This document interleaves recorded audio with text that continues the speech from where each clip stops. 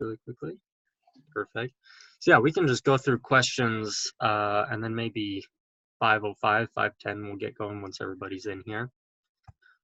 My problem is not really questions so much. Mine is more so remembering what the formula is and when to use which formula.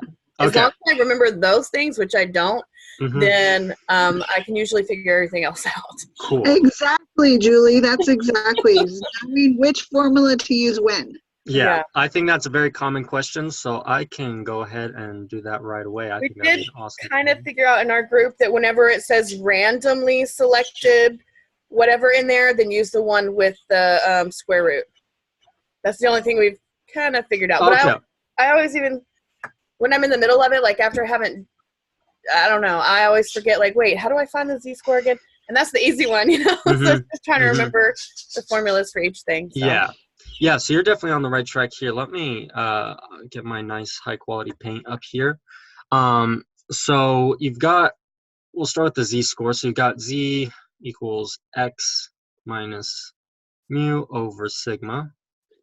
And then you've got z equals x bar minus mu over sigma divided by the square root of n. So like you're saying, I'm going to make this a tad bit bigger, actually. Yeah, because I can't see anything. Yeah. I have no idea what you're doing. Let me see. Oh, whoops, I forgot to share my screen. Okay. That was bad by me. Yeah, so now my screen should be shared. That was my mistake. That makes better, yeah, see? Yeah, I had opened up the screen sharing tab, and then I forgot to push share screen, so that shows how good I am at this. So yeah, you've got the two different z-score formulas. So z equals x minus mu, or minus mu over sigma, and then x bar minus mu over sigma divided by the square root of n. So Julie, like you were saying, a lot of times this will be used with something like randomly selected group. So what you're looking for really is the idea that there's a group, that there's more than one value, because x bar is just a group of x values, right? So if you're only finding one thing, so a lot of them you'll get test questions, and it'll be like, if somebody scores, I think there's the GMAT or whatever, there's like the SAT one, it's like, okay, if somebody scores a 920 on the SAT, how good are they compared to other people? So what's their z-score? So that's when you do, I don't know what the average is, we'll say 880. But since there's just the one score, you're only using x by itself. And if you're saying what is the probability that a randomly selected group of 20 students would all score 920 or better, that's where you would use this, because you're getting that group, right? So it's more than one x value, because you have 50 different scores, and then you're looking at what's the probability that all of their scores average together, that the mean of that is going to be 920. Does that make sense? It'll usually say something like randomly selected. Yeah, pretty much always, because just with the way that you try and do studies, you never want to purposely pick out specific people to test their score, right? So a lot of times it'll say randomly selected group, just to make it the idea that it is in fact a study that you're trying to see what the average student would be like, right? So you're just picking out random people. Thank you. Can you tell us how many questions are on the test? Yes, I believe there are 33. Let me stop my little screen share and I can go double check that really quickly. Yeah, if I remember right, or wait, no, I think it's 38 and it's 33 points. Let me see. Yeah, 33 points and 30, where does it say this? Yeah, 38 questions. 38 questions and 33 points. So some of them, there are a few half-point questions, and a lot of those will be like fill in the, or not fill in the blank, like they'll give you a definition and then you'll give the word for it. And then the full point questions are typically, you know, find the z-score of this or find the mean of this or whatever. So a lot of the number problems are going to be full points. A lot of the definitions are half points. So when their definitions are, is that a multiple choice or No, so they're all right and everything on your own. we have to remember the terms? Yeah, yeah, unfortunately. Joyce, which wiki? So when you actually open up the quiz or the exam, I can't show you because I actually have all the answers on mine because I took it earlier today. So unfortunately, I can't share that. But Joyce, so once you open up the exam, there will be a list of all the things that you're allowed to open. So right when you open up the quiz, there'll be a link to the Math 221 statistics toolbox. There will be one for the normal probability applet, and there will be one for an Excel sheet, a few different Excel sheets you can all use. So those are the things you're allowed to use on the test, Joyce. I don't know if that answers. Does answer my question. I did have those open and ready to go, but I Okay. wasn't sure those were the wikis.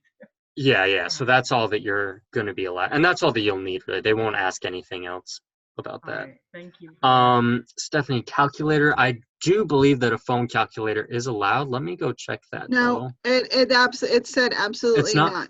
Okay, cool. Which is really frustrating because I don't have another calculator that works. Okay, that's unfortunate. Yeah, I'm Yeah. getting kind of mixed up because with one of the classes, so these classes are using Proctorio, right? Yes. Okay, cool. There's one of the other ones that I TA for that doesn't use Proctorio.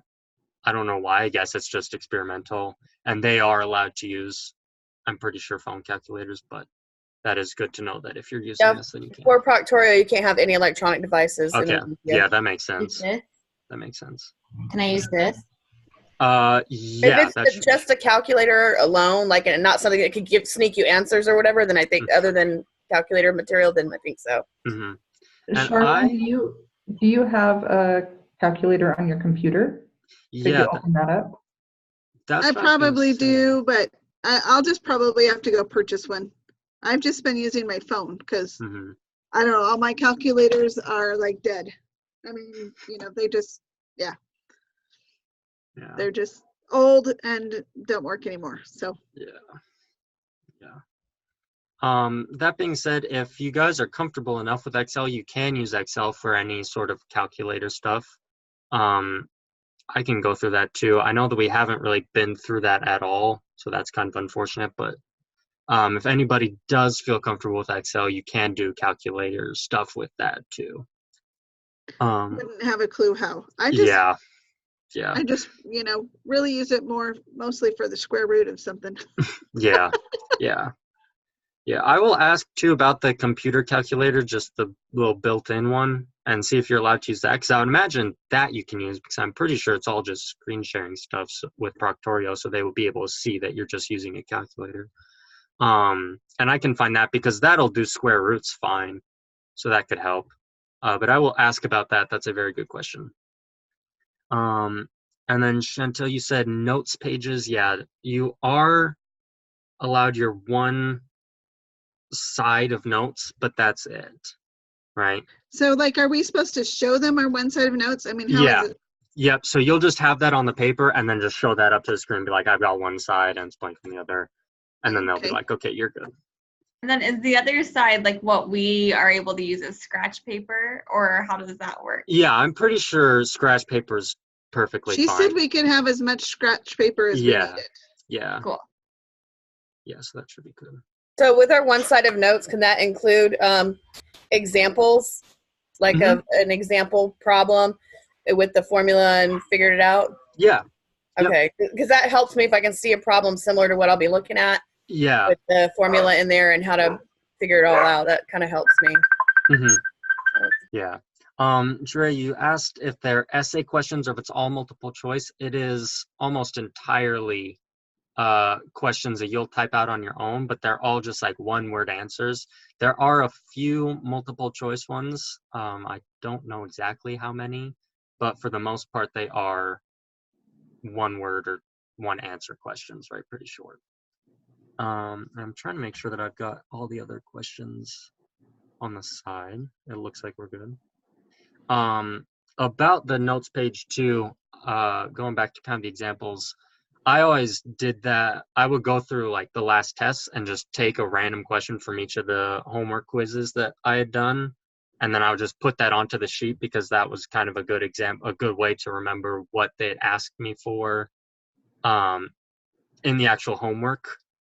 So yeah, that's a nice thing. You can do it too on the, I'll screen share this, on the little lessons that you read every week.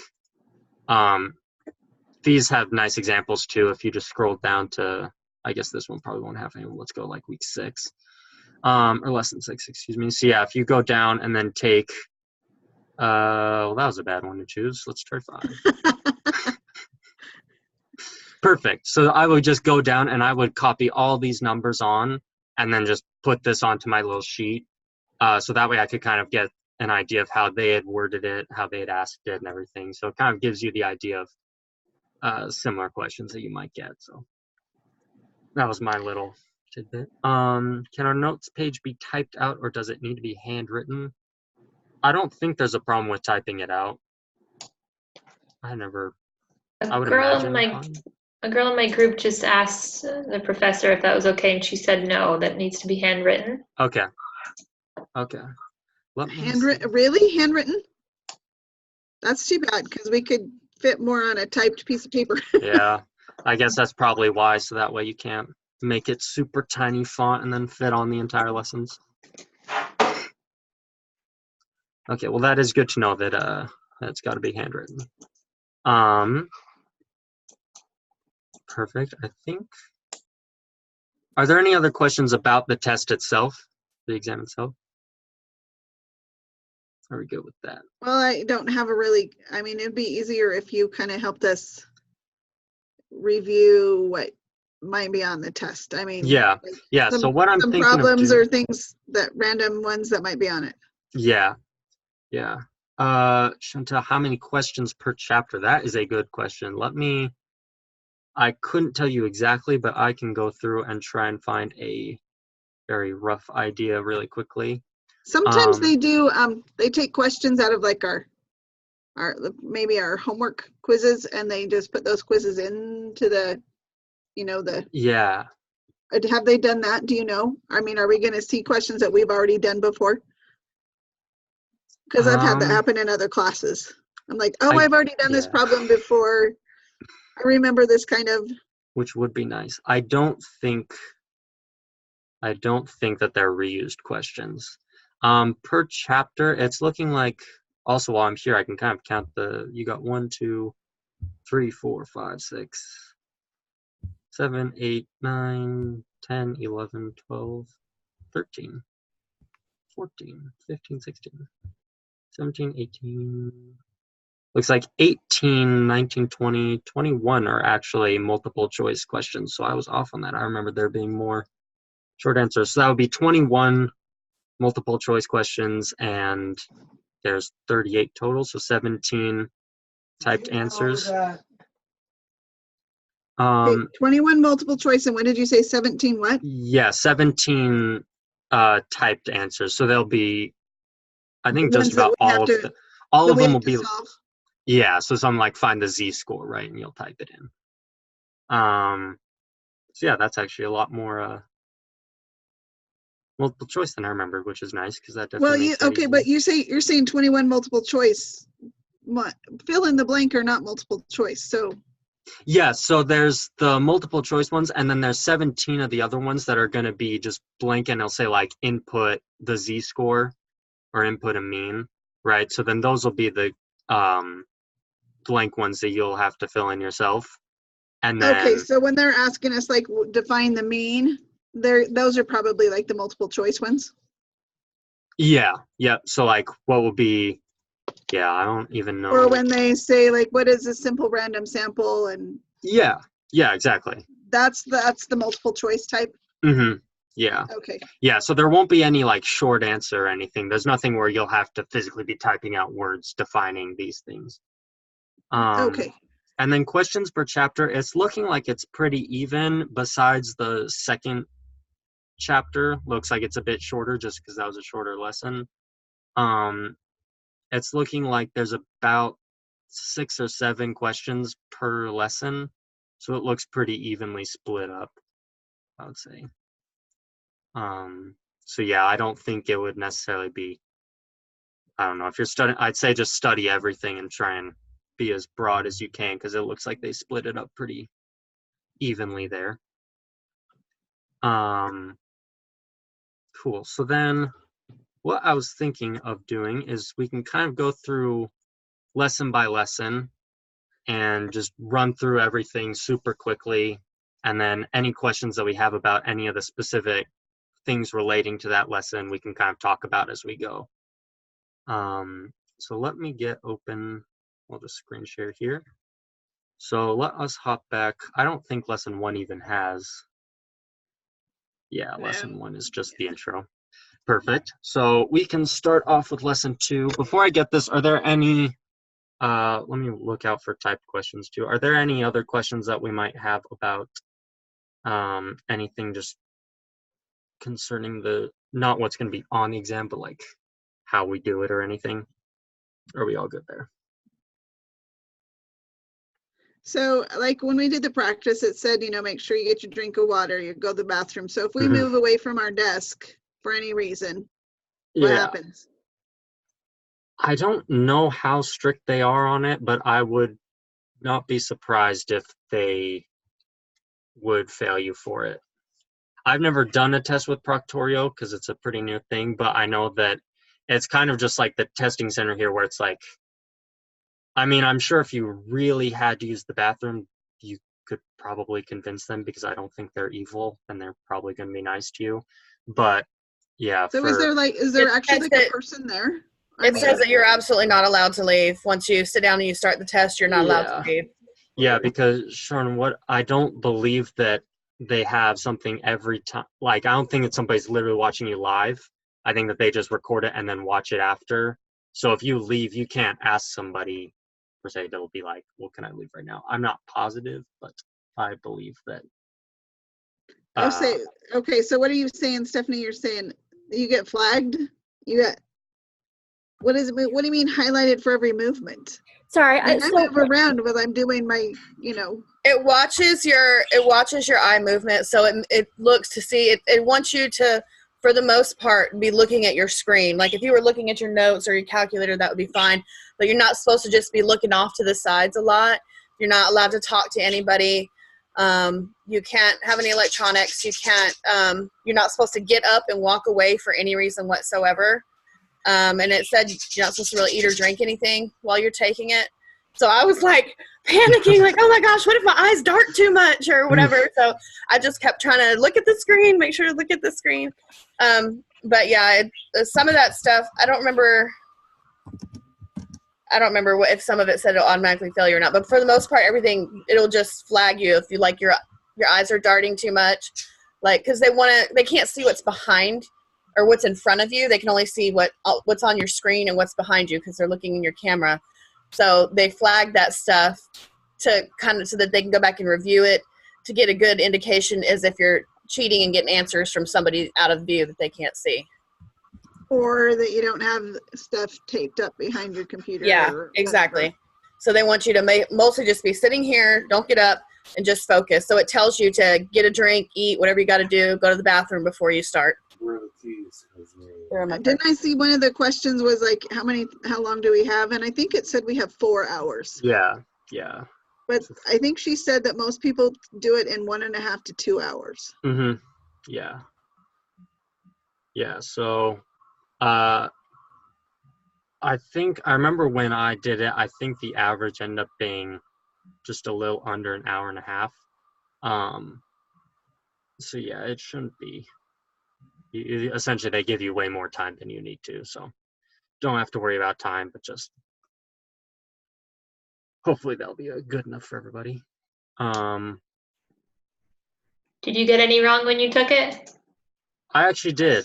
Yeah, I got 2 of them wrong, so be sure to read everything carefully. I did not take enough time to read things, so that is my warning to everybody. Sister Wilkinson told us to have chocolate because she said chocolate helps you. So I guess we can eat because she said that, I can't remember what she said about chocolate. But Chocolate. That's good.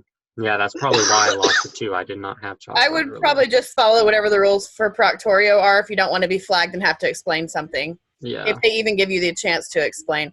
You might want to eat some chocolate beforehand, though. I'm just she just said a to have scared some cat. chocolate there because I don't know what it was about. I can't remember what she said about it, but Mhm. Probably helps focus because Yeah. it's delicious. I don't know. Would be a good bet. Yeah. But yeah, I did. Sister Wilkinson said it oh, it releases releases endorphins. endorphins. Okay. That's good. Oh, they watch your mouth movements too. That stressed me out because I read my stuff out loud, which they can hear you too. They can hear your audio. And I was see gonna say because I read. talk to myself all the time. Yeah, so I was just mouthing it. Then I was like thinking to myself, oh gosh, I should just read it all the way out loud so they know I'm just reading a question and not asking somebody for answers. So yeah, it was a little nerve wracking the first time, but it wasn't bad, and I didn't get flagged for anything. So That's good. Yeah. Yeah, So I would assume. Joyce, you're saying that they weren't even allowed water? Right. When we did our the last one I did before, yes, no water. You're not even allowed to have a water bottle that you can. yeah, just it sip just and- says no eating or drinking. Yeah. So nothing. Well, that's crazy because I do cough drops and water all the time. Yeah, it was hard. I mean, to me, it was really hard trying to focus and not do the usual habit of getting that water. That is good to know. Well, let's hope it's not crazy strict. But yeah, that's pretty wild. But hopefully Proctorio is cool about it. Right on. So I'm thinking that probably covers all the questions about taking the exam. If there's anything more, feel free to type something. But I say now let us go on and we'll kind of go through each of these lessons one by one and review things. Yeah, so let's get started. So lesson 2, right away, this one, pretty much all important stuff is just kind of definition type things. You don't learn a whole lot about any sort of measuring in this. You've got the whole how to design a study with a nice DMT. So for these 5 steps, do the differences between all 5 of these things make sense to everybody? You good there? Yes. Okay. Yeah, I think so. Cool. Yeah, so that one I feel is pretty straightforward. Just know the 5 steps, know what constitute each step. I feel like we can probably move past that. That's pretty self-explanatory. And then what I want to spend more time with, though, is down here, the design of studies. So the difference between an experiment and an observational study, is there someone that feels like you could sum that up in like 2 sentences? What the difference between experiment? Sarah, that'd be awesome. So an experiment is designed and you change something in the experiment. Mhm. An observational study is strictly just watching and like taking information down. Perfect. Yep, exactly. If you have any sort of say in what you're observing, it's an experiment, right? So anything that you had some sort of input to influence anything, it becomes an experiment. An observational study would be like, I go to Walmart and I measure the weight of melons, right? Like I didn't make the melons, I didn't ship the melons, I'm just picking them up and weighing them. So I don't have anything to do with it. I'm just observing them how they are. An experiment would be like saying, if we put out a survey of people's satisfaction with buying melons, are they more happy if we get our melons from place A or place B? Right, so an experiment is going to be something where you are the one in control. Essentially, there's no one higher up, right? Like you're the one that is in control of what's being delivered and ultimately how people are going to react to it. An observational study is just looking at something that somebody else has done. And then I believe down here too, we've got the different types of perfect. So we've got the different types of sampling methods. So I figured we'll just go through these one by one. These ones get kind of confusing too. First one's easy. It's a simple random sample. It's just completely randomized, getting something somehow, right? So this would be like random.org, I think we've used before in this class, of just getting a completely random number. You have no input on it. It's more or less impossible because as a human, you have to have some sort of say in what you pick. Systematic is going to be saying, okay, starting from some point, I'll flip a coin and I'll start. If it's heads, I'll start on one. If it's tails, I'll start on two. And then I'll pick every fifth item, right? So it's saying that you're going to take everything, line it all up. That itself is going to be random, right? They're not going to be systematically lined up already from tallest to shortest or something. You're going to pick out people. It's just going to be everybody lines up. And you're going to say, I start here, and then I go 1, 2, 3, 4, 5, you, 1, 2, 3, 4, 5, take that person, and so on.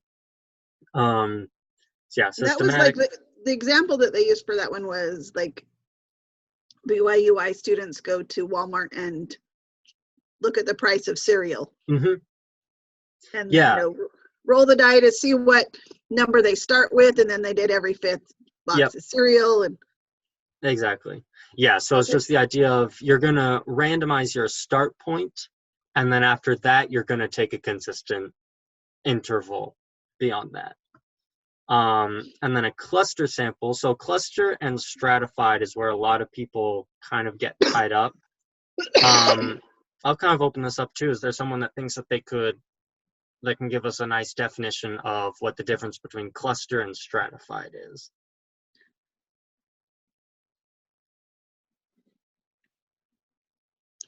If not, I can get it. Yeah. It's definitely a tough one. So cluster is, here, let me move this out. So a cluster is splitting things up randomly, and a stratified sample is going to have some sort of method to how you split people up, right? So a cluster would be like saying, I'm going to take 100 students from each public school in this county. And a stratified sample would be like saying, I'm going to take 10 fifth graders, 10 sixth graders, 10 seventh graders, 10 eighth graders, so on. And then you take those all randomly split amongst everything. So the strata there is going to be split up by grades. So everybody's going to be pretty equal between their grades. And then the cluster is just taking the students at random, right? So there could be 99 first graders and then 1 12th grader. So you can get a lot more, whatever. The clusters themselves aren't what's been kind of grouped together. They've just been randomly placed there. Whereas a strata is going to have some sort of method to why you put things where they are. Bryn, I'm sorry to interrupt, but I'm not able to hear some of what you're saying. Could we have everybody mute their line when they're not talking? Oh, yeah, definitely. That's good. Yeah, that is not good if you can't hear. Let me check. I can kind of see. Cool. It's looking like everything's muted. Right on. Yeah, if you ever have that, here, let me get my text box open too. I could pay more attention to that too. And yeah, if you ever have trouble hearing, just let me know. So yeah, that covers cluster and stratified samples. Are there any questions about a cluster and a stratified sample, or does that make sense to people? You good there? Cool. So then the last one, just a convenience sample, is the kind where you're just going to take, it's like putting out a poll and letting people respond to you, right? Kind of like telemarketing or whatever. So like political preference polls, you've got, I think Center for Disease Control does telephone polls too. So that's the kind of, I always think of telephone surveys where it's like the only group that you're getting are the people that are inclined to respond to that. So already you're probably missing out on people that are busy, people that don't like talking on the phone. So a lot of whatever, I mean, pretty much everybody doesn't like talking on the phone unless it's somebody you know. So it's kind of, messed up anyway, just inherently because of that. So yeah, convenient sample is definitely the least preferable of all these sample types, just because by its nature it's going to exclude so many people already besides the people that are willing to take that. On the test, will have us identify different samples. I cannot remember actually if it identifies different samples. I would have to go back and look, but I do not remember if it does or does not. But anyway, if you know them and if you can define them, then being able to label what a different sample would be easy enough. And then last little part here in lesson 2 that's important is just quantitative versus categorical variables. So quantitative variable can be measured with a number, right? So ages, heights, weights, anything like that. A categorical variable is just, you know, like the brand of car you have, the brand of computer you have, what kind of dish soap you use, right? It's not something you couldn't put, you know, like I use dish soap number 2. Like you don't know what that means, right? That doesn't have a meaning attached to it. So quantitative variable is going to be something that has an actual number with it. Categorical is just kind of you attach a number arbitrarily just for measuring purposes, right? And I think that covers everything in lesson 2. So are there any questions that we have about any of the lesson 2 stuff? Are we good there? Is lesson 2 where we talk about the null and the alternative? Let us look. Hypothesis testing. I do. Yeah, I might have actually gone back too far. Let me see. Yeah. I think that was at the bottom or, Yep, oh, yep, it's right here. Yeah. Good catch. Yeah, I did not see that first. Yeah, so you've got the null hypothesis, which is essentially what it's like what common sense is, right? So null hypothesis is just the, I mean, they say here the status quo, so something like, it's tough to have. Well, okay, I mean, here's a good thing. That's just like that it's materially correct. It's something that you would just assume naturally. So if I wanted to say, like, I think the average speed limit on a highway is 70 miles per hour, right? Because where I'm from, it's 70 miles per hour everywhere. So I'm going to say that I think that that's going to be the average speed limit.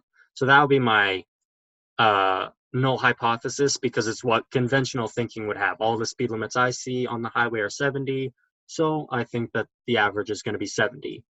So then if I were to do my alternative hypothesis, that would be saying that the average speed limit is not 70 and that other places are, whether I think it's, I mean, I don't even have to say whether it's higher or lower in that case. I could just say it's not, or I could say, alternatively, I think that the average speed is lower, or I could say the average speed is higher. So all 3 of those would be alternative hypotheses. But yeah, the null hypothesis is what is considered to be correct without having tested it. An alternative hypothesis is going to be something that you're testing to see if it's true, right? I think that this kind of comes up a lot. Something like dieting is another big thing too. So saying that I think the average person will put on weight if they eat a normal amount every day. And then your alternative hypothesis could be, I think that people will gain less weight if they only eat bread every single day, right? So it could be something like that. So it's just like, what would conventional thinking be? And then what's your alternative thinking, right? Does that make sense? You good there? Cool. Are there any other questions about lesson 2? I'll be all good. Perfect. So let us hop on over then to lesson 3. So here is statistical process. Again, going more in depth into this. So this is kind of where we start getting the data part of the process. So we go into histograms here. I won't go too far into this just because in Excel, it'll make the histogram for you. So if you ever need to make a histogram, you can still just do the same thing where you just take the numbers, put it in on the side, have it make the histogram for you. Is there any questions about how to make a histogram, or do we all feel comfortable with that? Cool. Yeah, I feel like we've done that enough that it's pretty, I mean, it's straightforward enough. I mean, it's just in Excel too. So yeah, we've got the histograms. And then remember to, I think it's this lesson where we talk about right skewed and left skewed, right? So if this branches out towards this left part, it's left skewed. If it branches out too far towards this right part, it's right skewed. Same idea with just being able to interpret the histograms.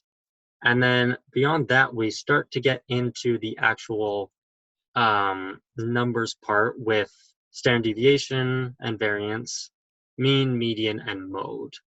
So we'll start with the easy part of mean, median, and mode. So I've gone ahead and got a big set of numbers here for no reason other than to show everybody.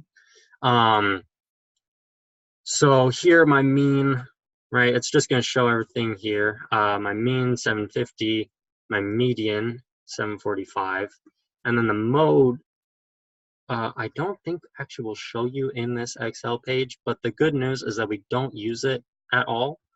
So we shouldn't really have to worry about that. But if you were to do the mode, it's just the most frequently occurring number.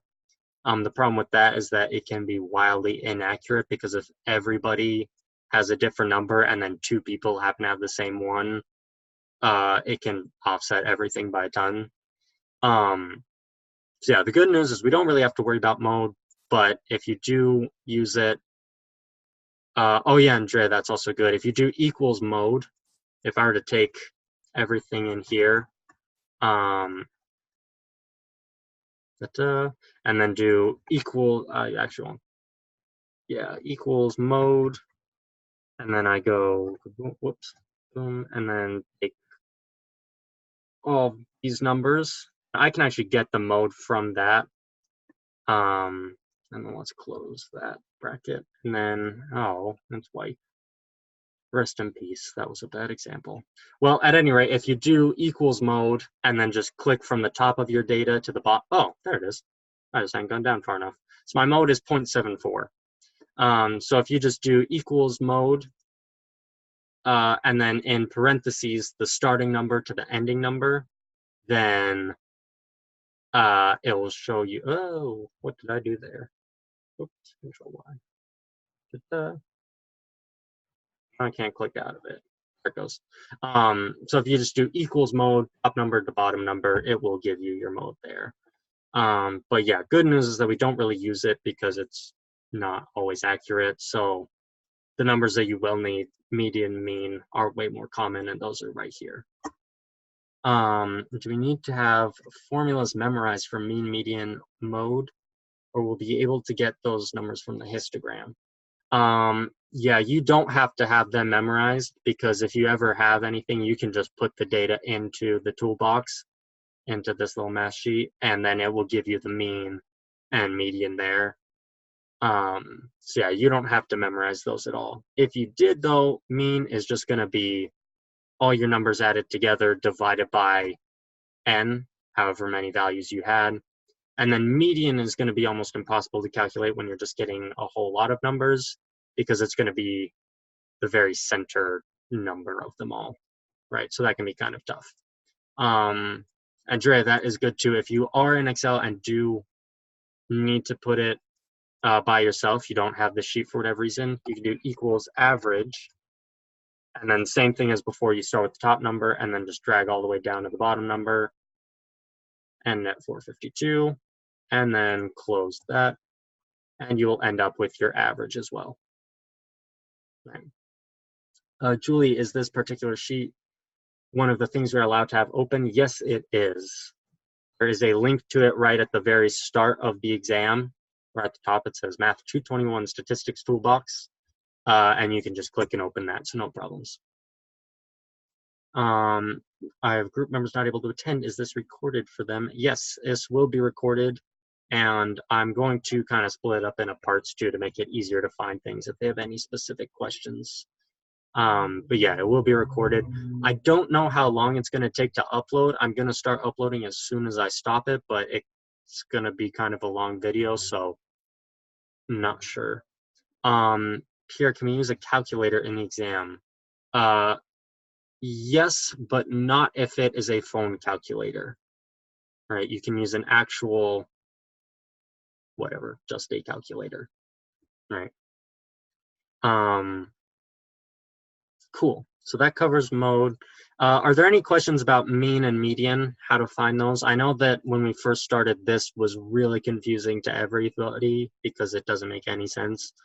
But are there any questions about mean, median, and mode right now? Or are we good there? Cool. Perfect, perfect. Let us keep going down then. Let me get this out of my level. On the test, do we have to find the mean and the median by ourselves, or are we allowed to use the worksheet? Yeah, you are allowed to use the worksheet. Yeah. Okay. Yeah. Yeah, no problems there. Cool. So then that will take us to parameters and statistics. Pierre, a computer calculator. Pierre, I'm going to ask about that just to double check. I'm pretty sure that you are allowed to use the calculator on your computer, but I will double check with that and email everybody or just put in a mass announcement about that afterwards. But I'm nearly positive that you are allowed to use your computer's calculator. Cool. So we've got parameters and statistics. So one of the super easy ways that my teacher said, and I don't know if it was in the textbook or not, but it's a population. Oh yeah, haha, right there, right where the text box was. So it's a population parameter and a sample statistic, so PPSS. So a population parameter describes everything, describes the population. A sample statistic describes just the things that you've measured, right? So going back to the melons idea, if I'm trying to find the average weight of melons, I'll have my sample statistic, which is going to be the weight of the melons I weighed. And then the parameter is going to be the weight of every melon together, right? So yeah, the sample statistic is essentially what you use to try and find the population parameter, right? As it says, it's usually unknown because if it was known, then you wouldn't have to do the sample to find out what the mean is because otherwise you'd already know it. Coming back up here, so then we've got, they talk about standard deviation and variance. Before I get too far into this, I will go over everything by hand too, just to show how to do that. Yeah, so a standard deviation and variance, you don't necessarily have to know a whole lot about how to do them. One, because you can do it in Excel. Two, because it's pretty wonky stuff to try and understand. But just know that standard deviation is just trying to find how big the spread in the data is, right? It's not measuring like the range here, so the bottom value to the top value. It's not measuring that, but it's measuring just it's kind of like the average range. I don't really know how much better to describe it, but it's just like, how much does your data fluctuate? How closely together is it? Which can kind of give you an idea if something, I think on this last homework exam, homework quiz, they had a question where it's like one of them has like a standard deviation of 1,000 and the other one has a standard deviation of 10,000. So one of them obviously is way closer together because 1,000 is going to be it's going to deviate a lot less than 10,000, right? So the idea of standard deviation and variance is just measuring how far apart the data is, right? But it's just important to know that it's not a literal value for what the bottom value is to the top value. It's not the median to the ends. It's just kind of a equation that you use to get an idea of how far apart things are. So then when we go, yeah. So one of our review questions asks if the standard deviation can be negative. So I'm going back, I'm thinking about the normal probability. Mm-hmm. So there is a positive side of that and then negative side of that. Yep. So how would we answer that question? Yeah, so the standard deviation will never be negative because it's Is it an measuring in, absolute value? yeah, it's measuring in both directions, right? So for this one, you've got the weight, where's the, perfect, the standard deviation of the seal's body mass is 45.8 kilograms. So it's measuring both directions, both above and below. The reason that the normal probability applet has the negative value is because when you're getting a z-score, you can go the other direction, if that makes sense. So you could say, for here, this x value could be either above or below the mean. So the standard deviation is always going to be positive, but depending on what your x value is, if it's above or below, it could end up positive or negative, which is why you have kind of the both sides in the applet, but why the standard deviation is always going to be above 0. Okay, Right. thank you. Cool, no problem. Are there any other questions about standard deviation or anything right now? Are we good there? Cool. So let us come down. They've got the perfect how to find it by hand. Let me see if I can find the numbers that they use, and then I can kind of do this. I wanted to find something easier because those are kind of hard numbers. Well, at any rate, remember. Oh, here. Oh, yep. I'm going to check that. Are we going to need to calculate standard deviation by hand?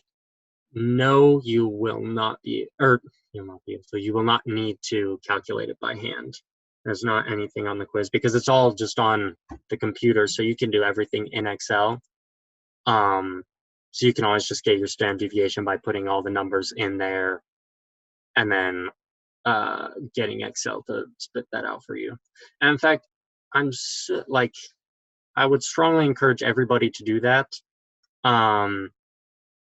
With standard deviation, though, if you did want to do it by hand, there aren't any easy numbers. Well, you know what I will do? I vaguely remember. Uh-oh, I can't click out of this. Okay. More or less, what you need to do. Let's just hop on over. To get the standard deviation by hand, SDDev by hand. Let me see if I can remember all the steps to this. So first off, you're going to take the average value. So I think I remember one of them. Oh, let me see. So we've got all of our observations here.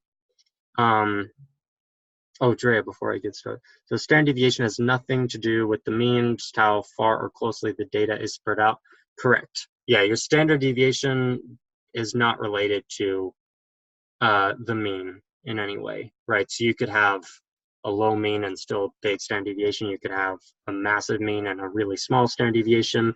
It's just talking about how closely together those values are, right?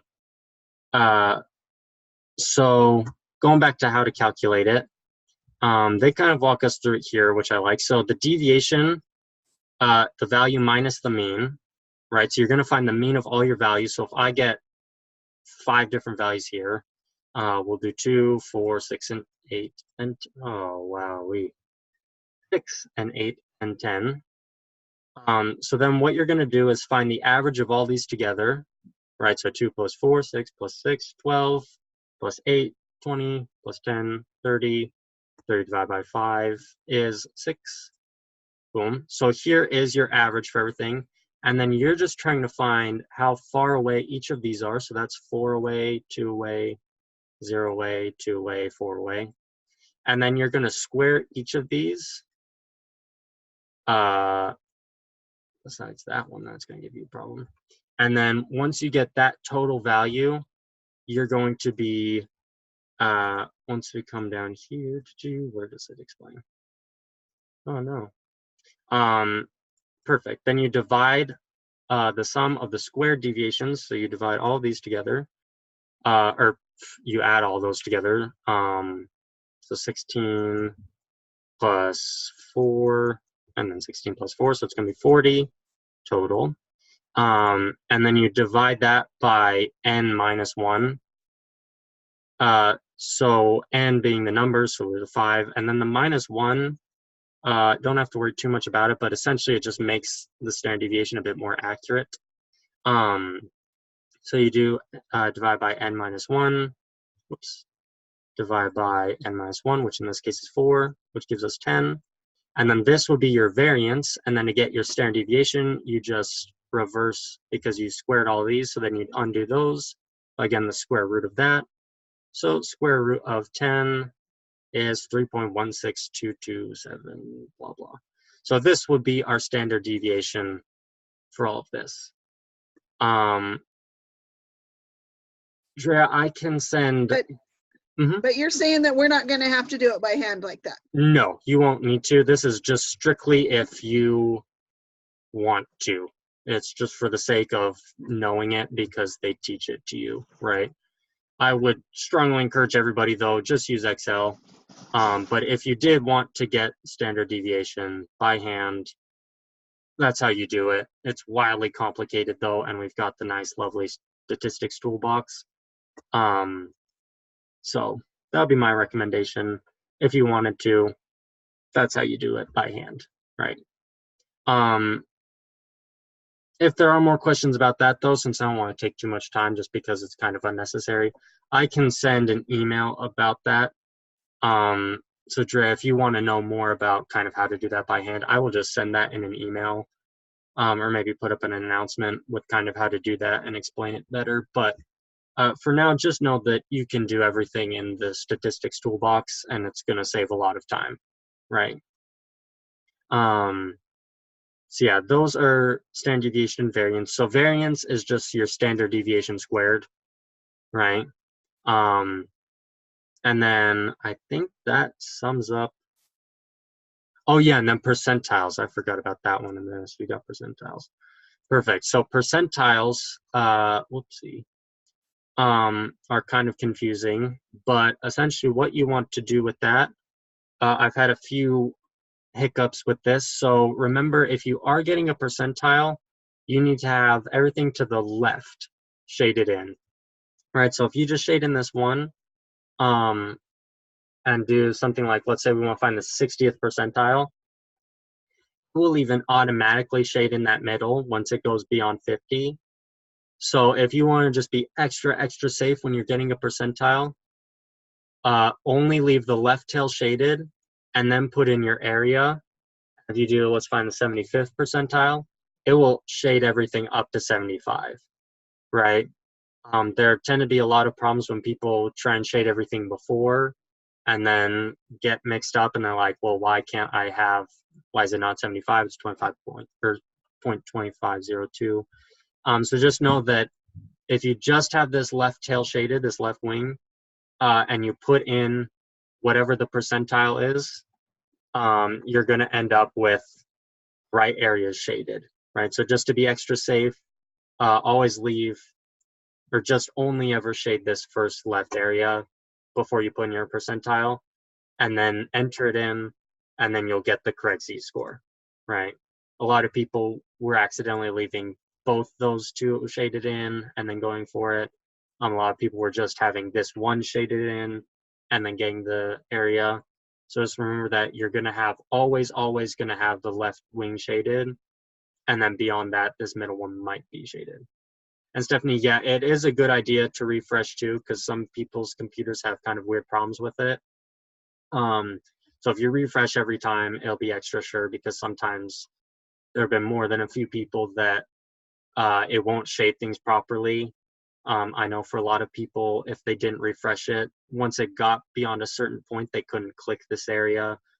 So if you want to be extra sure, or if there's ever a problem happening, just refresh the page and start over from new again, unshade everything, shade it back in. Because there have been times when people's shading hasn't worked beyond a certain point, and I don't know why it happened. So Okay, so after we get the Z-score, when we're figuring out the percentage, what do we do after we have the Z-score? Perfect. So then we're gonna go take the Z-score stuff that we were doing over here, right? And we're just gonna do this backwards, more or less. So let's say that we want to know, I've got this big set of data over here, right? So our sample mean is 0.75. So let's get in all of our data. So we're going to have mean, for our sake, because this is including everybody, we're going to say that this sample mean is actually the population mean, and that's referring to everybody that could have been tested. So this is going to be 0.75. Our standard deviation here is 0.117. 0.117. And then our X is unknown. And our Z-score, so let's say we want to find what the 80th percentile is of, for this one's actually baseball hitters. So we'll find out what the 80th percentile of baseball hitters is, right? So we've got, this is our Z-score. We're going to take this, 0.42. Now we've got our Z-score here, the 2. And what we need to do is say that Z is now equal, so 0.842 is now equal to X minus mu, which for us is 0.75, divided by the standard deviation, sigma. So we've got 0.117. So now we're going to work backwards here. And what we need to do is first multiply both the sides by what we would have divided by. So we'll do 0.842. Let me make this smaller. So you got 0.842 divided by, or whoopsie, multiplied by, excuse me, 0.117. So your Z-score multiplied by the standard deviation. So you got 0.09, what was it? 985. We'll round an extra decimal. And then we are going to add on this value that we would have subtracted from X, right? So then we're going to do that to both sides, plus 0.75, plus 0.75, and that gives us our X value. So now X is equal to, what was that? 0.84, we'll round up and say 0.849. Right, so you're just working backwards. So you start by multiplying the Z-score by the standard deviation, and then you add in mu. Right, so you're just doing everything backwards from what you would have done if you were finding a Z-score. Is that Right. the way the book showed us? Because you just lost me. Here, let me go figure out, where does it say in the book? We'll be up. Is there a backwards question like this on the exam? I don't remember, but I would assume so, that there's going to be something where you have a Z-score, because anytime that you're working with percentiles, you're having a Z-score and you need to find X. I don't remember if there's anything on the exam, but I am pretty sure. So let me see, it doesn't look like they actually, let me hop on over to lesson 4 and see if they give an example of how to do it backwards, because it's not looking like they actually have any examples here. No, I think the only place that they really showed it good was in one of the videos. Yeah, I kind of think that that's the same thing too, because I don't feel like they even really explain it in the book. I'll check lesson 4 really quickly just to see. Can we manually do that in the exam, because it'll be difficult to not write it out for me. Yeah, Pierre, you should be allowed to have scratch paper that you can use and write stuff down with. That shouldn't be a problem. So yeah, you are allowed to write things out, because yeah, trying to do that all in your head would be pretty much impossible. Looking through, I'm not seeing anything for working it backwards. Yeah, I do think that it is just shown in one of the videos on how to do it backwards. Might be,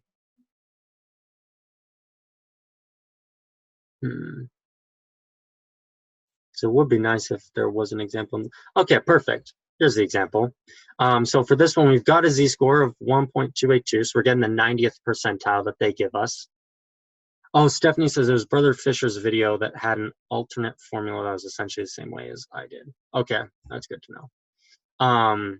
Yeah, so in the book, they do have it here. So we're finding the 90th percentile. So you've got the z-score here, 1.282. So then we don't know our x value here because that's what we were trying to figure out is what our x value is going to be. So we got 0.261 is our mean, our mu, and 0.034 is sigma. So you got the original equation here, and then it says to multiply both sides by 0.034. So multiply both by standard deviation. And then over here, it simplifies this first. No, it doesn't.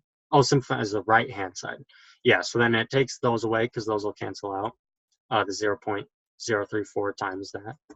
And then you're going to add 0.261 to both sides to get rid of that, which leaves x on its own. So then you just solve 0.261 plus 1.282 times 0.034, right? So yeah, just multiply standard deviation, add sigma, or add mu. I keep getting confused with that. Multiply standard deviation, add mu, and then that will leave you with Go the back to correct the other value. page. Mhm. Yeah, go back to that one. Yeah. Okay, so Yeah, if you need to write this down, I can leave this here for a little bit too, because this is definitely something that would be good to write down.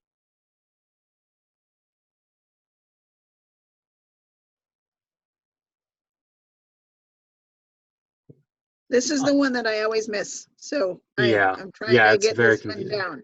Yeah. That's in lesson 5. Yes, that is in lesson 5 when it talks about that. And I'm going to scroll up just a tiny bit to see. Okay. I was going to try and see the title, but yeah, so lesson 5 stuff is where this pops up.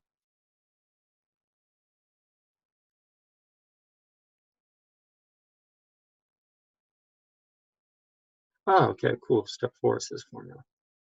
Right on. And you know what I can do? I am going to, how could I do this? Oh, I'll just leave it.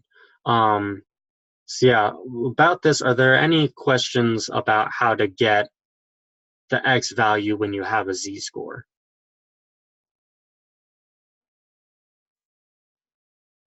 Are we good there?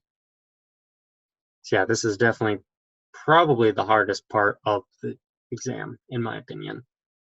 One question he asked about finding a quartile. I'm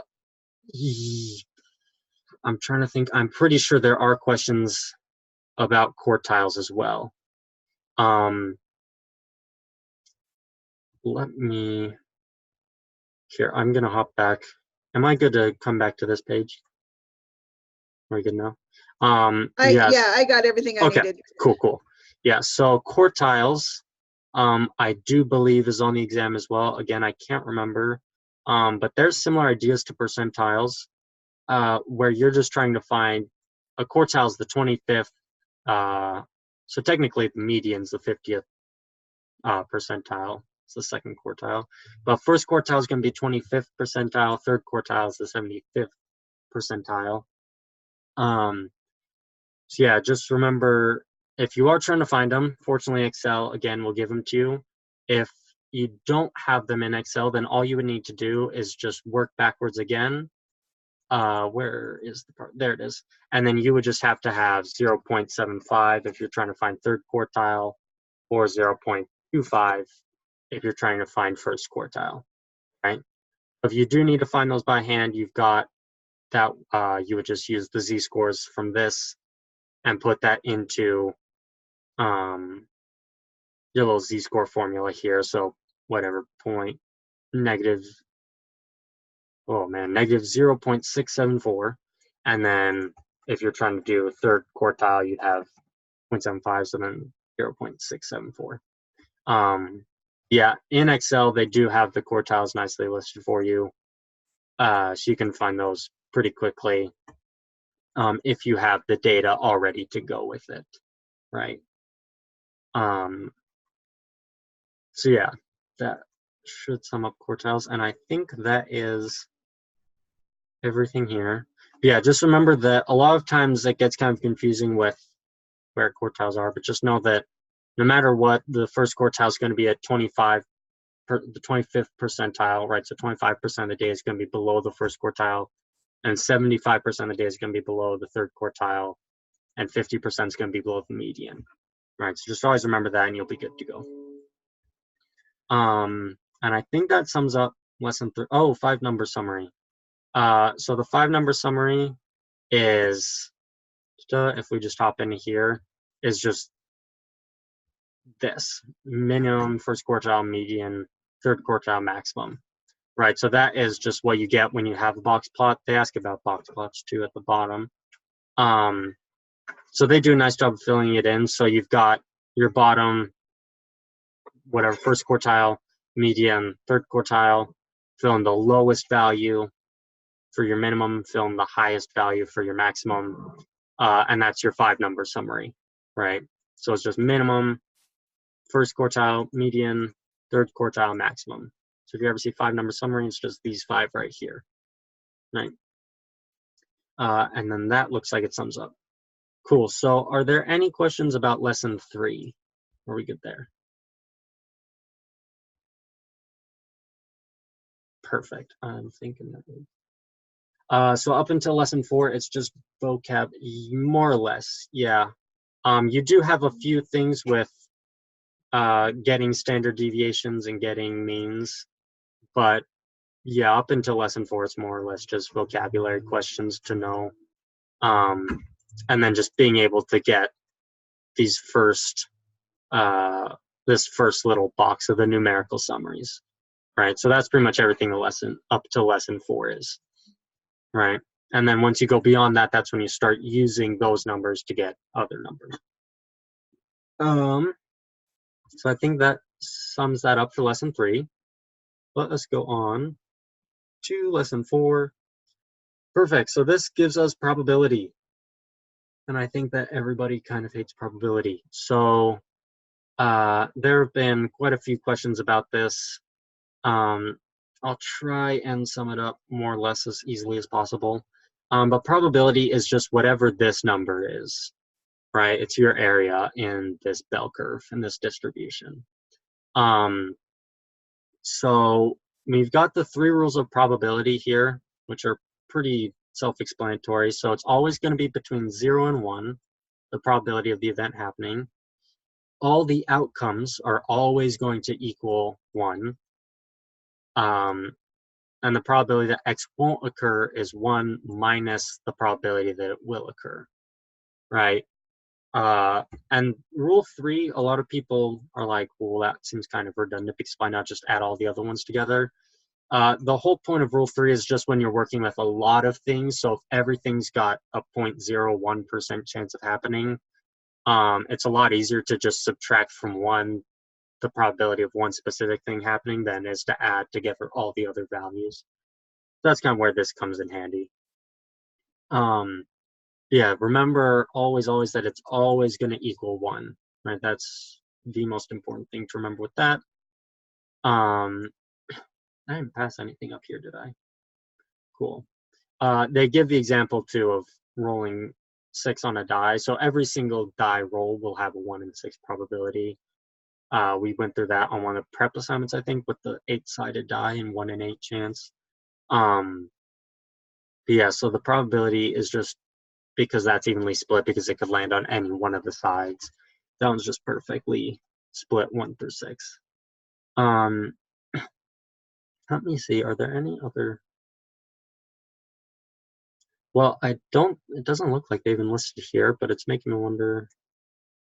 At any rate, I might as well cover z-score here too. Probability is what you find with z-scores. And I'm guessing we'll go through that. I think it might be lesson 5. Yeah, the probability is just once you get your z-score value, that's how you find probabilities of everything, right? So that's more or less straightforward. It's just use the z-score formula, put that into the applet, and then you'll get the probability out. Randomness, that is not super critical to know a whole lot about, but randomness will always have some sort of, I mean, with the way that we do it, we're very rarely completely random. There's almost always some sort of method to it. Like they say here, if you roll a die 1,000 times, it's not really totally random, because if you do it enough times, it's pretty much always going to come out to be pretty close to 1/6 of the time will be every single number. So yeah, randomness kind of just talks, despite the fact that you're randomly doing it, right? Like, I don't know what the die is going to come out to be. There is still a pattern to it. And there is some sort of trend that you would expect it to follow, right? And then we've got mean and standard deviation of a discrete random variable. So the mean here, let's hop on down and see. Perfect. So they give us the mean of, or the sample mean here. So what they do is they add up all of these values together, or they multiply the count by these values, right? And then they add, oh, one second. Yeah, I am only going over what's going to be on the exam. Yep, nothing else. Yeah, so you take all the counts, multiply it by the value, and if you add that together and divide that by the number of times you did it, by n, then that's going to give you the mean there, right? So the mean here is 3.5030. So that's the whole idea of how, if you're getting the mean of, or if you're getting a sample mean, you're just going to add up all the things together and then divide it by however many times you did it, right? Let me see. Yeah, this is more or less just saying the same stuff. Don't worry too much about that. This is kind of just confusing numbers, but in each of them, it's saying the same thing. And then you get down to here, and this is showing the individual probability of each value, right? So then once you put those together, you end up with this sum of 3.5030, right? So essentially, they're just showing you a few different ways to get the same outcome of how to get the average of everything. But that's all this is just averages. And then if you're doing the standard deviation, you just take the numbers and put them into this lovely little formula. So what you need to do, take your x value. So for this one, it's all the times that a 1 was rolled. You subtract from that the mean, which is 3.5, and then you're going to square that, and then you multiply that by the probability of that event happening, which is 1 in 6, so 0.1667, and then that gives you the standard deviation of each of them, right? Again, you can do that all in Excel, so I'm not going to go further into this, because all of that just comes out with sample standard deviation right there. So don't worry too much about this or remembering these formulas at all, because you can just do everything with that in Excel. And I think that more or less covers. Perfect. Are there any questions about finding a sample mean and a sample standard deviation? Are we good there? Yeah, why don't you review that?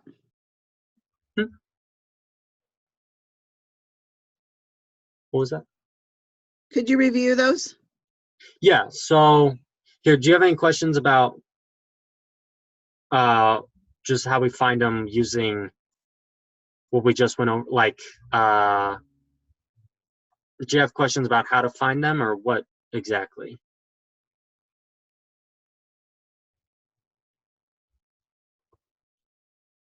Well, will we have to do this on the test? Will we have to figure these, like do this type of problem on the test?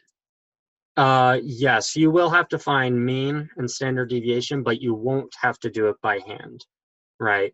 It'll all be stuff that you can put into Excel and then get standard deviation and mean out of that, right? Perfect. Okay.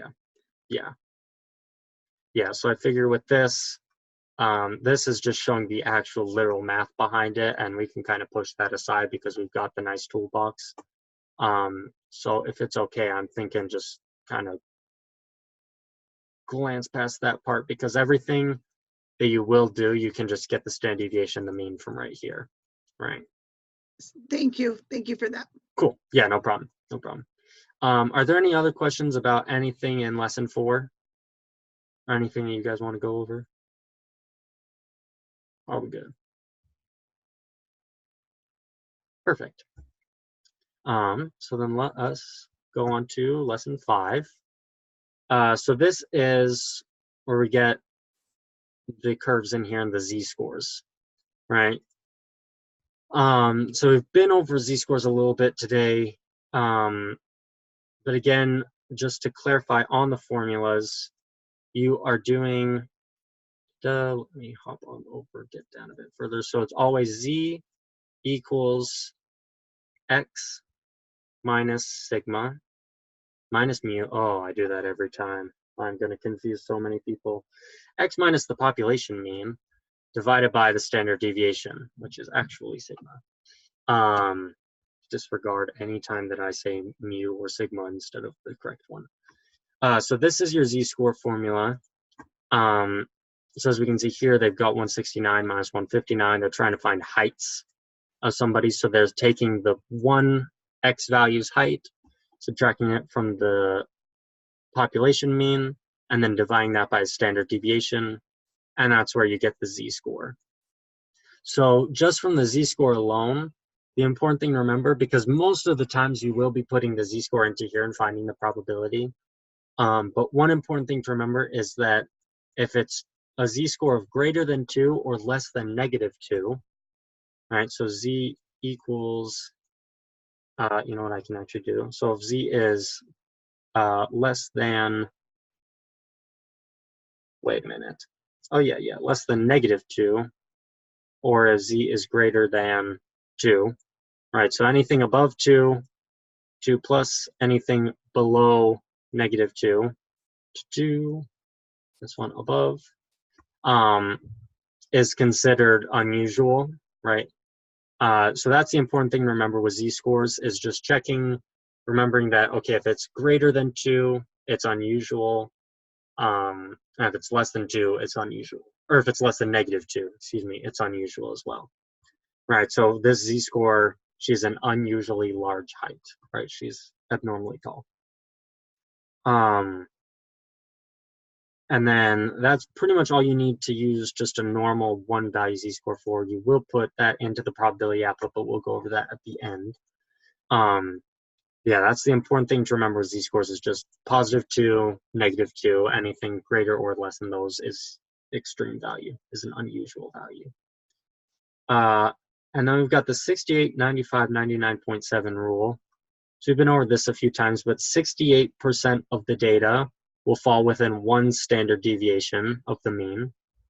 95% of the data will fall within 2 standard deviations of the mean, and 99.7% of the data will fall within 3 standard deviations. So more or less, this is just for finding things at a quick glance. So if I have my mean is 100 and my standard deviation is 100, or excuse me, is 10, and I have an x value of 130, I can say that, okay, 99% of the 99.7%, this falls right on the very edge of that. So there's going to be only 0.003% that are more extreme than this, right? That would be higher, or on the flip side, 30 or 3 standard deviations away from the other side too. I kind of made that confusing. Rephrase that. So yeah, you're just looking for this, and then if it falls within, how should I say it? It's more or less just a way to figure out at a quick glance how much of your data would fall within those 2 extremes, right? So if I'm saying that 30 standard deviations, or excuse me, 3 standard deviations away on either side, So 30 above or 30 below. So that would give me between 70 and 130. If I'm looking at all the values between there on my little bell curve, it means that 99.7% of the data is going to be between those two values, right? There's only going to be 0.3% of the data that doesn't fall within those values, right? I think I probably just explained that the worst possible way I could have. So are there any questions about that? Because I feel like I kind of made that really confusing. Are we good? Perfect. So yeah, that just about sums this up. So really, it's just for looking at a quick glance, what percentage of the data will lie within the values, right? It's not, you won't use it a whole lot outside of just finding things that are really obvious, right? Like the whole 130 with the standard deviation of 10, right? You don't use it a whole lot, so you don't have to focus on it very much. Outside of that, with the normal probability applet, so basically what you're doing is taking that z-score, and all you're doing is putting this into the value, so they get a 0.041, I think it was. Yeah. So you're just taking the z-score value that you got. So let's say I want to find out what percentage of people, or what proportion of people are going to be shorter than 169 centimeters in this population. So I'm going to have everything shaded to the left, because this z-score is corresponding right now. This red line is going to equal, for our purposes, 169, right? This 0 is 159, and we've got our 169. So if we want to find everybody below 169, we just shade all the areas to the left of that. And if we want to know everybody greater than 169, we would just have the area shade to the right. And if we wanted to find between a range of values, we would just do this middle. So let's say that we know that this is 169, and then if that's 10 centimeters above, flip side, if this will be 149. So if we want to figure out the percentage of people, the proportion of people that are within those two values, then we would just have that middle part shaded, right? So yeah, just remember less than, greater than, or between two values, right? And then for right now, I don't think there's anything else that we'll have to know for the probability applet besides how to just shade those few areas for right now. With that, are there any questions about how to use the probability applet, or when to use what, or how to know what side to shade? Is there any questions there? Are we good? Cool. I'll take it as a good. So yeah, this is where we get back into the percentiles that we kind of went around earlier. So I'm thinking we're good there, unless anybody has any more questions about that. But you just do the z-score formula backwards, right? And then we've got normality, i.e. how to tell if the data is normal. So essentially, if it follows a straight line, the data is going to be normal. So they give us an example. Perfect. So see how this one, it looks like there's a pretty, I mean, if you were to draw it, you could make a pretty straight curve in between all of these and have it touch all of them. Whereas with this, it's almost, I mean, there's this little blip, but really the whole thing is almost exactly on a perfect line. So this would definitely be normal. And if you can draw kind of a curved line, it means that it's probably not normal, right? And there won't be, we don't do any kind of trick questions for that. It's pretty straightforward if it's normal or not. Just know that if it can't have a straight line drawn through it, it's not going to be normal. Same thing with a histogram. You can tell if it's not normal because here it's skewed pretty obviously to the right, right? So this is another giveaway if you have a histogram and not the QQ plot. you can tell if something's normal if it's got the bell curve or if it's skewed to one side, right? So again, this would not be normal because this is pretty heavily skewed right, it looks like. Yeah, here's another non-normal. They're just giving us some examples. So with each of those, there's a pretty distinct curve to it. I'm trying to think if there are any other things with normality. Oh, you know, while we're here too, that makes me wonder, where is the law of large numbers? And did we skip past that? Okay, that's next lesson. Cool, perfect. Because I was about to say that. I felt like that was lesson 5, but that's good to know. Cool. Do we have any questions with lesson 5 then? Are we good here? Perfect. I'll take that as a good. So let's hop on over to lesson 6. Oh, what's a normal QQ? Very good.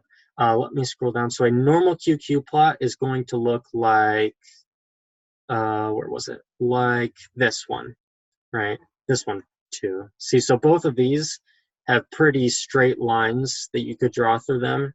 All right, it's almost a perfect diagonal line. So a normal QQ plot, you could draw a line through, and then one that's not normal is going to have kind of a curve to it, right? So if there's a curve, it's not normal. If there isn't, and it looks like this, then it will be a normal QQ plot. And then the skewed graphs, so this one, they don't have an example. Let me go back to one of the earlier lessons and see if they have an example of what a normal histogram would look like. You know what, let me see if mine, yeah, my histogram's pretty normal. So this is what a normal histogram would look like, where you can kind of draw, you're pretty much just taking this bell curve. Yep, exactly, so bell curve. You're just taking this, and if you can fit your histogram under this, at least relatively well, right, I could draw a pretty good bell curve over this, so we can tell that this data is normal, right? Whereas with, if we go back to kind of the weirder ones, how this one's got, where is it? Perfect. How this one's got this early peak right away, and then it just curves out from there, right? That you don't have anything to finish that bell with. Are there any other questions about lesson 5? Okay, when we need to use a histogram QQ plot applet, will it sort of direct us to what tools from the toolbox we will need? Yeah, if you're making a histogram, it will always say make it, like it'll tell you that you'll be making the histogram, or it'll be telling you like what is the shape of the histogram, is a QQ plot normal, right? The normal probability applet, it won't tell you, but it will say that you'll be finding a probability. So if you're ever finding the probability, you know that you'll be using the applet, right? It won't straight out tell you like, okay, you're going to need the normal probability applet for this. But it will say that you'll be finding the probability or the proportion of students that do whatever, right? So BYU Idaho students that have a certain GPA, of people that buy apples at Walmart, right? So if you're finding a probability or proportion, if it talks about z-score, that could be with the probability applet, and that could be by itself too. So that's another thing that you'll kind of just have to use it in context. But yeah, so if it's like find the z-score, if it says just find the z-score, then all you'll have to do is just use the z-score formula. But if it says, I guess a lot of those would be like 2-part questions probably. I don't remember on this exam, but I feel like that's how they normally did it when I was taking them, is they'd say like find the z-score, and then the next one be like, what's the proportion of students using that z-score, right? And before I go on, I'm going to turn my light on because the sun is setting here and it is getting eerily dark. Give me 2 seconds.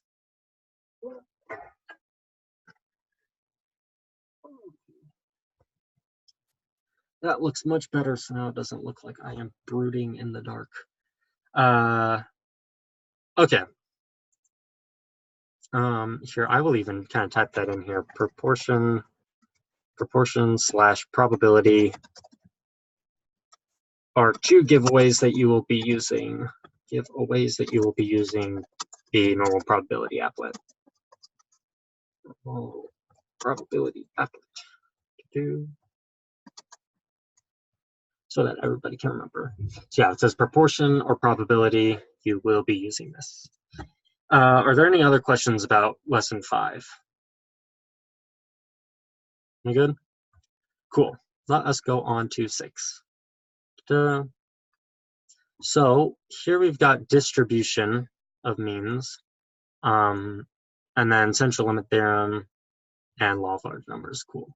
So distribution of sample means, I feel like this is one of the ones that a lot of people have been getting confused on. Before I go into this, are there any questions about what a distribution of the sample means is, or do we understand that? Right, cool. So yeah, essentially the whole distribution is just taking all the possible sample means that you could have taken, right? So that ties into the two ideas. So more or less the reason that the distribution, if we come down here to these rules, so the mean of the sample means is the population mean. So the distribution is always going to have the same mean as the population, because with the distribution, what you're doing is taking every single value and having every combination of sample means you could have gotten, right? So if I have 4 numbers, or I've got a 1, a 2, a 3, and a 4. Oh, Sarah, happy birthday to your son. No problem. Also, if you want to watch the rest of it, I will have it posted up. And if you have any other specific questions, just email me and I'm free to help.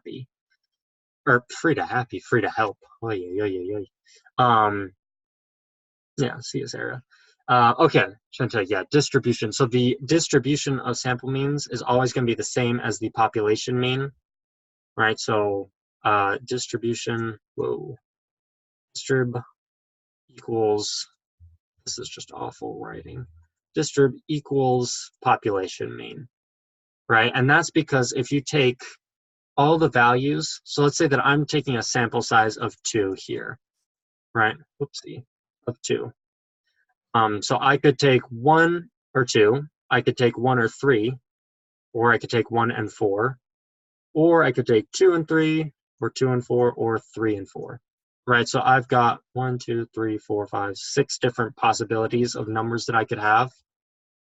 So even though my n might be 1 and 2, right? If these are my 2 values, then my average here is just going to be 1.5, right? So that'd be my sample mean. But the distribution of sample means is taking what would be the average of all of these, right? So 1 and 3 would be 2 equals 2. So distribution, the distribution of the sample means is always the same as the population mean, right? So it's always going to equal mu. The mean of the sample means equals the the mean of the sample means always equals the population mean. Because if you were to take all the numbers together, 1 and 4 would be 2.5.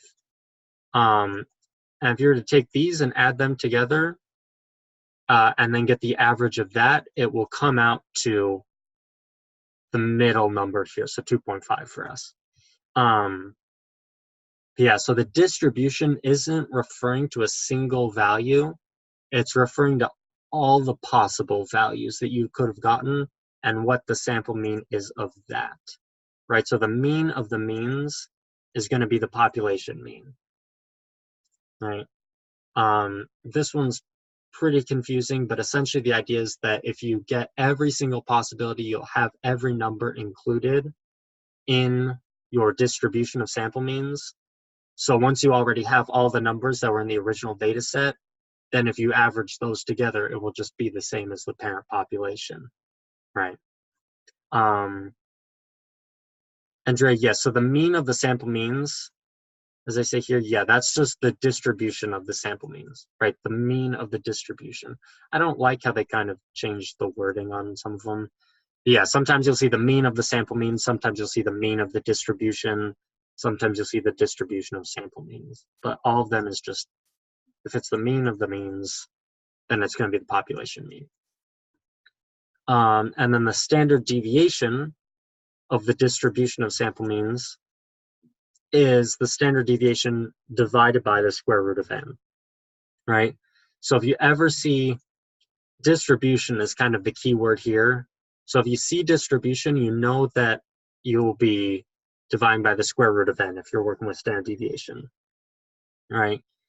So just pay attention to distribution. Know that if you're using it, you're going to have to include that square root of n at some point. So yeah, that will detour. So onto the central limit theorem. So the idea here is if the sample size is large, the random variable x bar will be normally distributed. So this is the idea that if you were to take every possible sample mean, even if the mean it's, or the curve, the distribution curve is skewed. Oh, what's the difference of s squared and sigma? So s squared, if we come over here, s squared is actually the variance.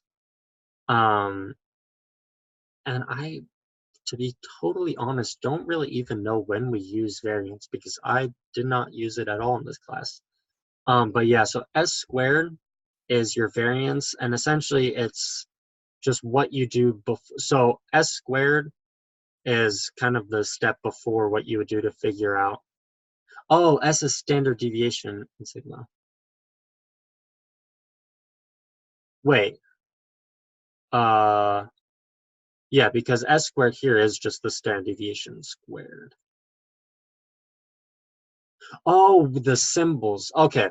Yeah, so s, I honestly don't know why we use s here and not sigma there.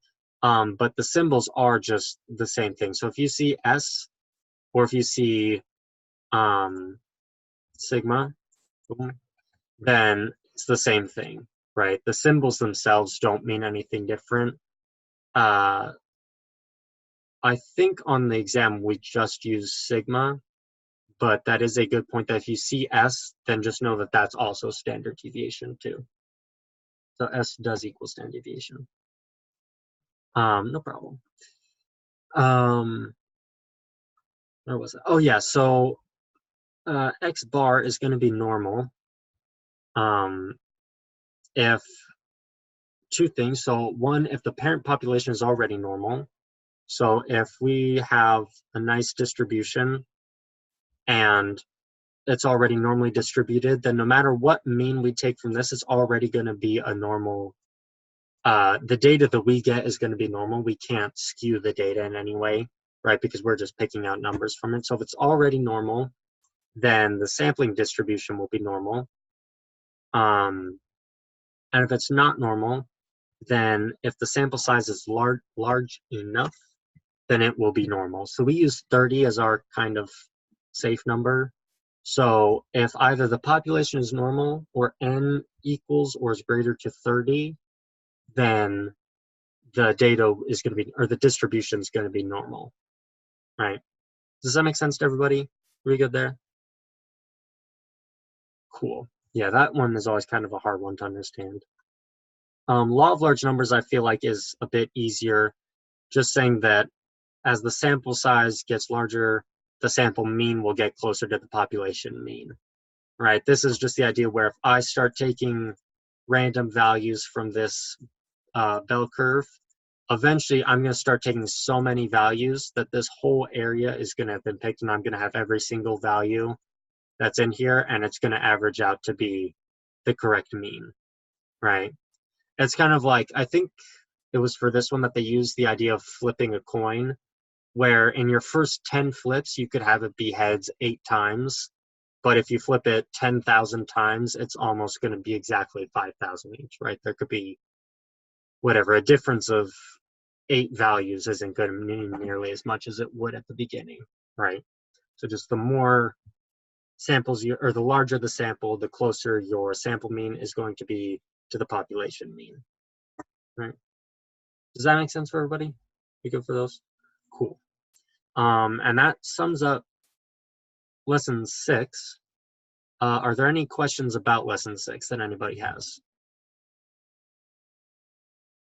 Just in general. How many questions are about law of large numbers and central limit theorem? I'm not positive, but I would I feel like there's at least one about both of them. There might even just be one for each, but there might be 2 for each actually. I don't exactly remember, but there is at least one for each of them. Yeah, so there will definitely be questions about them. But yeah, law of large numbers, no problem. Law of large numbers is just your sample mean gets closer to population mean. Central limit theorem is that central limit theorem being that the sampling distribution is going to be normal if n is large enough. In my group, we use keywords shape for central limit theorem and spread for law of large numbers. I really like that. I think that's super, yeah. Shape of the distribution relates to central limit theorem, and the spread of, well, more or less how close your mean is to the actual one, the spread of it, for law of large numbers. I really like that, Jared. I think that's a very good way to sum that up. So yeah, shape for central limit theorem, spread for law of large numbers. I like that. I like that. Are there any other questions about that? Are we good? Perfect. So then that will take us to, now it was lesson 7. That's the, did we do lesson 7? Oh man, now I gotta make sure that we did lesson 7 on the exam. Because I would hate to go over that if we don't actually need to do this. UIUI, let me actually just, where is my, here it is, I-learn. Okay, let us see, do, just how far we need to actually go for this. Modules, okay. Because I believe it should be lesson 7, that's the final one.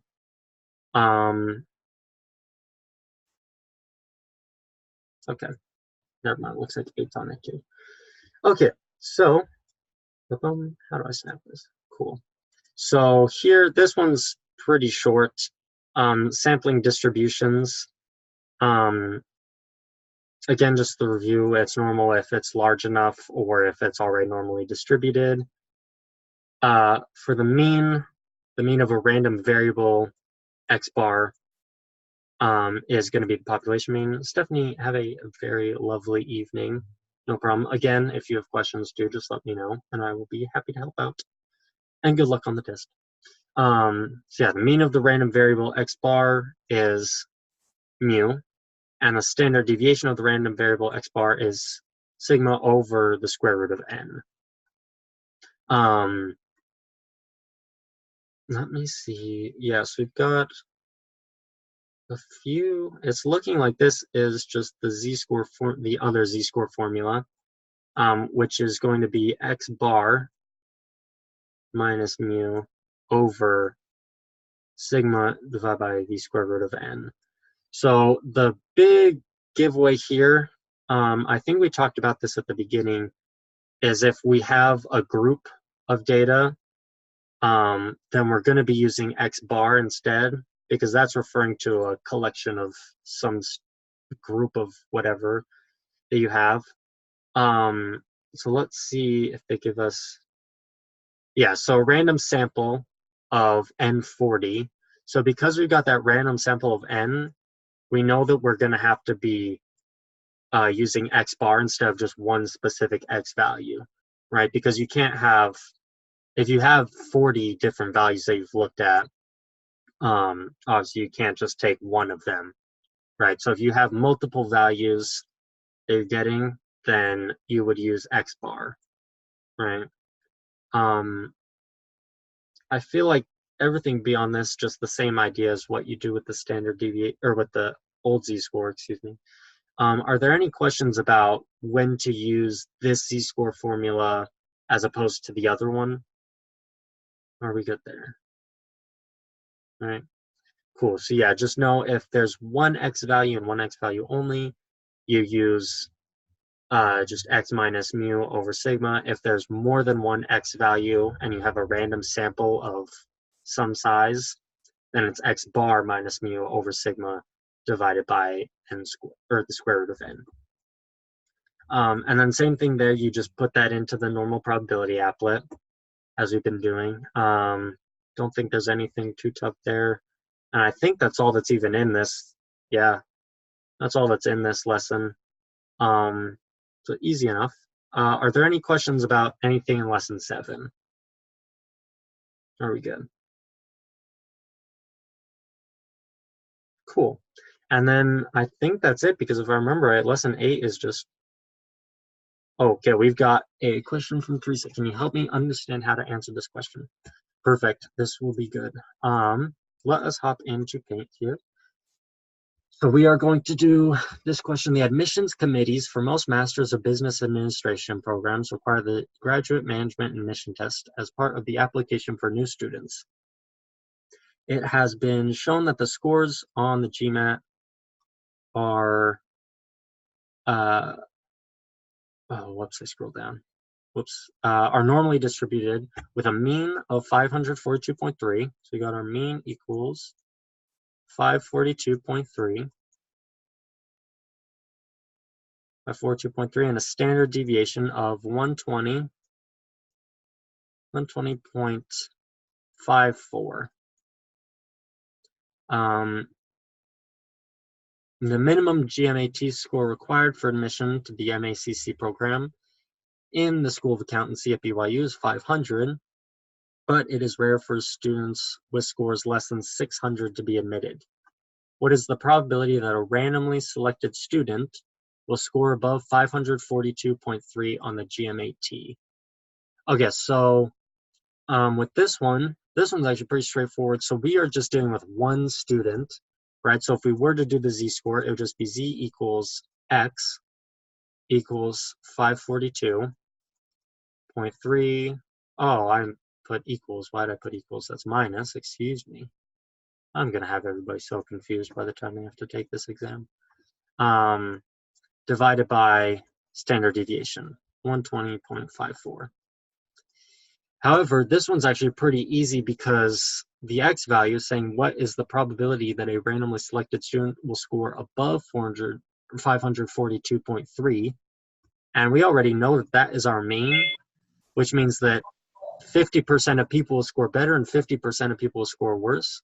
So if we want to know the probability that someone will score above, well, that's already been cut in half. So if we had this in our little distribution, there'd be an area of 50 because it's cut straight down the middle. So for this one, we know straight away that it's just 50% either direction because this is right in the middle. So the answer to what's the probability would be 0.5. And let me know if that makes sense, because that's kind of a weird one to understand, Teresa. So let me know if you have more questions about that. And Chantel, I believe that lesson 8 is all just review stuff. I don't think that there's actually anything new on here. Yeah, so there's not, lesson 8 doesn't actually show anything new. So if you haven't done I don't even know if there is a lesson 8 homework exam. There might be, it's just a review. But yeah, there's not anything on the exam from lesson 8 because lesson 8 doesn't actually have anything new. Yeah, no problem. I thought lesson 8 was actually after the quiz for some reason, or after the exam. So I got kind of confused too. No problem. So then we've got another question here from Hannah. An observation from a normally distributed population. Now let me get Paint back open and we can work through this together. Is considered unusual if it is more than 2 standard deviations away from the mean. There are several contaminants that can harm a city's water supply. Nitrate concentrations above 10 ppm parts per million are considered a health risk for infants less than 6 months of age. The city of Rexburg reports that the nitrate concentration in the city's drinking water supplies between 1.59 and 2.52 ppm, and values outside this range are unusual. We'll assume that mu minus, well, why would they do that? Oh, because it's the standard deviation. Yeah, so mu minus 2 times the standard deviation equals 1.59, and mu plus 2 times the standard deviation equals 2.52. It is reasonable to assume the measured nitrate concentration is normally distributed. Estimate the mean of the measured nitrate concentration. Oh, I see. Those are separate questions. My mistake. Wait, no, they aren't. What's the question here? Yeah, okay. So between what two measures? Wait a minute. I think that first question is actually cut short because there's not the question there. If you want to post the second part to that first question, I'm not entirely sure what that question is asking. However, the second one, estimate the mean of the measured nitrate concentration in Rexburg's water. Oh, I see. That makes way more sense. Yep, I see. So estimate the mean, estimate the standard deviation, and what to measure. Yep, I get that now. Cool, so we first need to measure the mean. So you got that equals question mark. And we know that the mean minus 2 sigma equals 1.59. Oops, 1.59. And that the mean plus 2 sigma equals 2.52.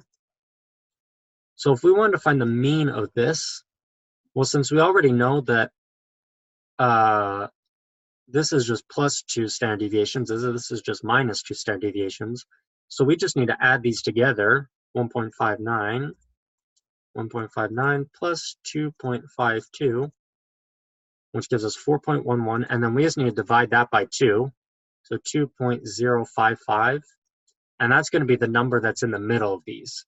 And since they're both an equal amount of standard deviations away, right, one's just negative and one's positive, we know that the mean is going to be right in the dead center of them, which gives us the mean of 2.055. And then estimate the standard deviation. So if this is 2 standard deviations away, then we just need to find what the difference is. We need to take this minus this value and then essentially just cut that in half, right? So 2.055 minus 1.59, which we know is the value that we get when we're 2 standard deviations away.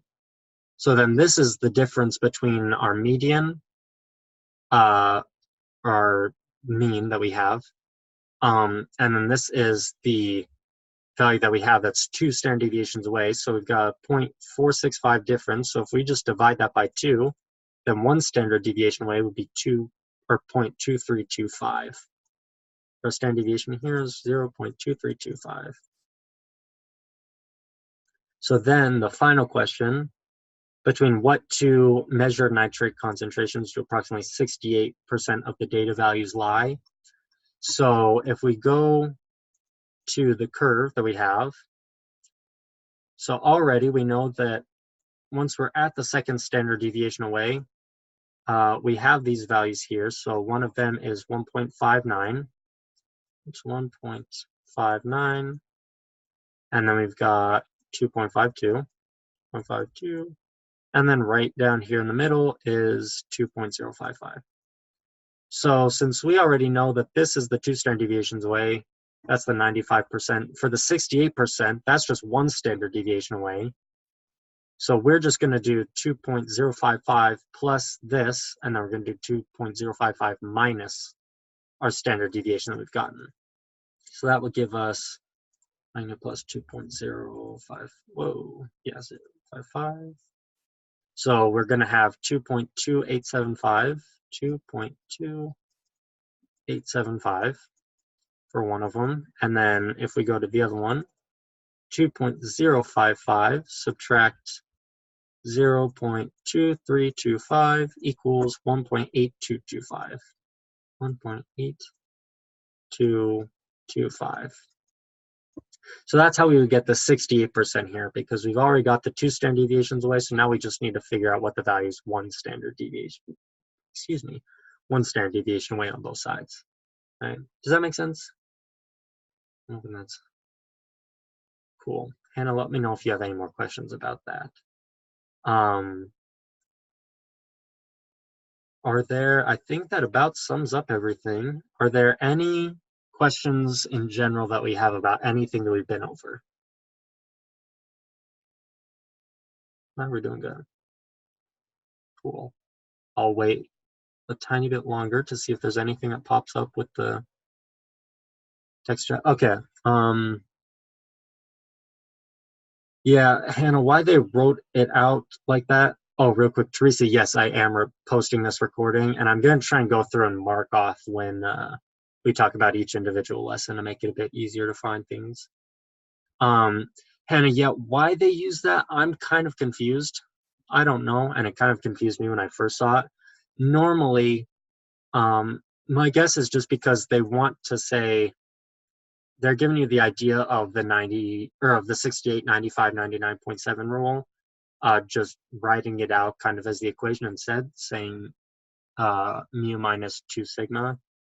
But all you really need to pay attention for is just, since it's the 2 standard deviations away, right? It's 2 multiplied by a standard deviation. So that's just kind of giving you the idea that it's going to be the 95% of all data is going to fall within that. It's kind of confusing why they do that. I don't think there's anything like that on the test that actually writes it out like that.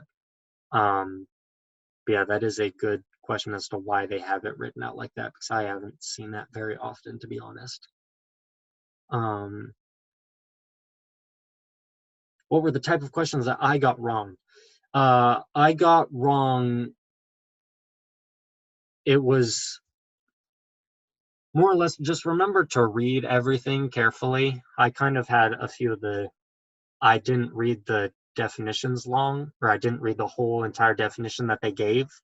So when you're going through and getting your answers for any of the multiple choice questions, just make sure that you're reading the entire sentence that's there, because there are some of them that can kind of confuse you, or that might seem right at first, or that might seem right just at the very end, but make sure that the entire answer makes sense. Because yeah, those were the two that I just kind of, I wasn't paying close enough attention, so then when I did it, I didn't realize that there was other parts to it that better, that there were some of them that weren't entirely the correct answer. So yeah, just be sure that you're reading everything about it. Because yeah, some of the definition ones, if you go too quickly, can be kind of hard to realize that you may have missed a specific part of the definition, if that makes sense. Yeah. Cool. Well, I think that is about it. Is there any other questions? I'll wait again just for people to type anything out if anybody's got something. And I'm going to try and post this as fast as possible. Again, I don't know how long it's going to take because it's about 2 hours long. So it could take quite a while to upload, but hopefully it'll be up here by tonight before anybody has to go to bed. Yeah, if nobody else has anything, I'll stick around for like 1 more minute just to make sure that nobody types anything. But I think that about sums it up. So good luck, everybody, with the test. And again, for the exam tomorrow, if any of you are postponing until Wednesday and want to give yourself as much time, I will be doing one-on-one stuff tomorrow as well, starting at 5 p.m. So if anybody wants one-on-one help at all, just let me know. I have a few people already at the very start, so it'll probably be closer to 6 when I'd be able to talk to you. And feel free to email me during that time too, because I'll be totally free. So if anybody wants to wait as long as possible before they take the exam to kind of get as much in, I will be free tomorrow as well. So awesome. Yeah, if anybody has any other questions, just feel free to email me. And if not, I think that about sums it up. So have a wonderful night, everybody, and good luck on the exam. Super. Stop that screen share, and I think, cool. See you, everybody.